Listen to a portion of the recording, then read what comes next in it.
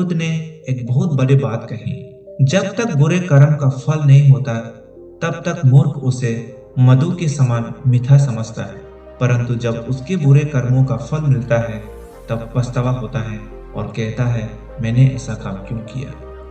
जितने जल्दी आप ये बात समझ लेंगे उतनी जल्दी आप अपनी जिंदगी को बेहतर करना शुरू कर देंगे। नमो बुद्धाय साथियों, एक छोटी सी कहानी सुनाता हूँ और ये चुंडा की कहानी है। ये गाथा बुद्ध ने श्रावस्ती के वेलुवाना विहार में रहते समय एक सुअर काटने वाला चुंडा के संदर्भ में कही थी। एक बार श्रावस्ती के नगर में वेलुवाना विहार से थोड़े दूर में एक गांव था जहां चुंडा के नाम से एक निर्दय और कठोर दिल वाला रहता था। उसे निर्दय और कठोर दिल वाला इसलिए कहा जाता है क्योंकि वो सुअर काटने वाला था। सुअर काटने वाला को पाली में सुकारिका कहता है, इसीलिए उसका पूरा नाम था चुंडा सुकारिका।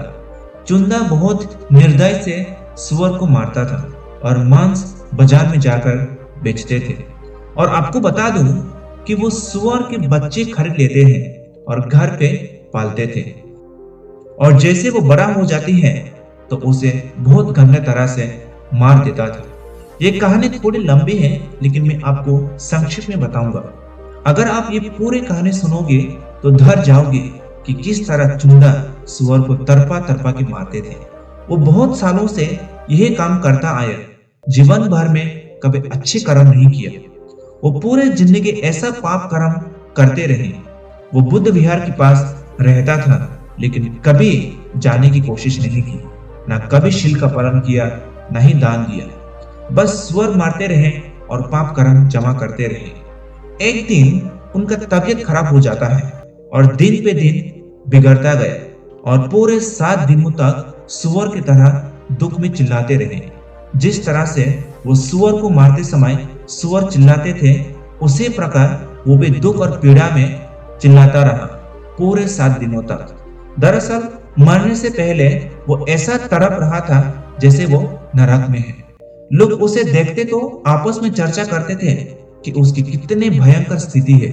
उसकी भयंकर स्थिति को देखकर देखने वाला भी आश्चर्य से भर जाता था। 7वें दिन सुअर कसा यानी चुंडा की मृत्यु हो गई और अविची नरक में जाकर उनका पुनर्जन्म होता है। हर सुबह जब बुद्ध भिक्षु भिक्षाटन के लिए जाता है तो हर रोज चुंडा के चीखने का आवाज सुनते थे, लेकिन 7वें दिन को आवाज नहीं आया।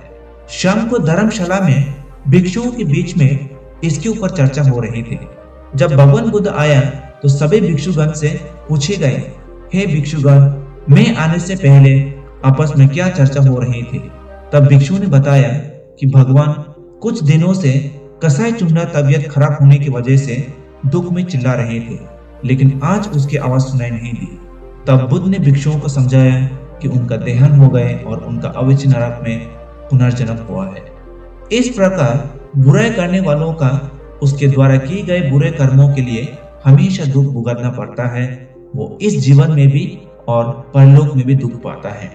ये कहते हुए बुद्ध ने एक गाथा के रूप में भिक्षु को समझाते हैं। बुद्ध ने कहा, इदा सोचते पेच सोचते पापकारे उभयर्थ सोचते सो सोचते सो विहन्यते दिस्वकम किलिट्ठा मट्टनो।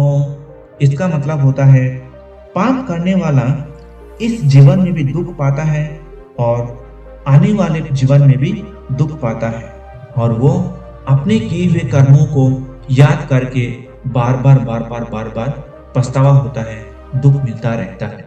इस छोटी सी कहानी हमें ये सीख देते हैं, जब आप वास्तव में कर्म को समझते हैं तब आपको एहसास होता है कि अब अपने जीवन में हर चीज के लिए जिम्मेदार है।